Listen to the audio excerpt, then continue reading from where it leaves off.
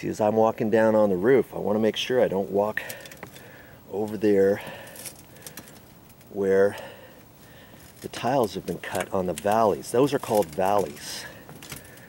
That's called a hip.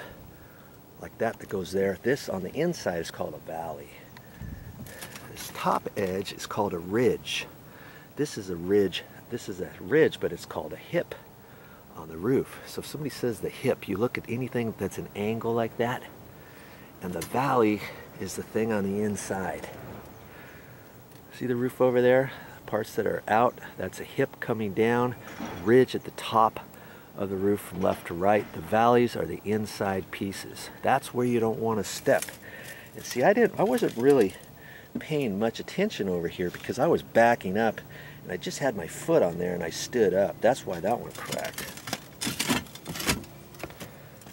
See, was just walking on this and these tiles are moving around. So that's why you just have to be careful.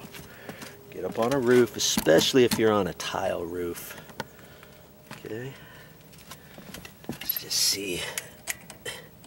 I got my back brace on and see, I'm at a funky angle standing here leaning over, and I'm praying that nothing happens to my back as I'm doing that, because you're not used to doing certain angles like this.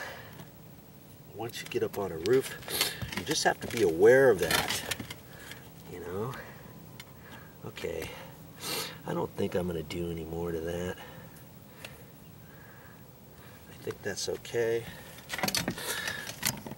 And the water hits in there on this whole roof. This edge, that other edge, there's a gutter that wraps all the way around here, and kaboom, it bumps and dumps right here, and that's what was going up underneath this shingle over here, and it was going up underneath the tile, and that tile is only cut so far, and then there's nothing underneath the flashing, and I think that's where it was leaking because it was raining really super hard, and the water was just blowing right up through there. So that's my theory, and I'm sticking to it.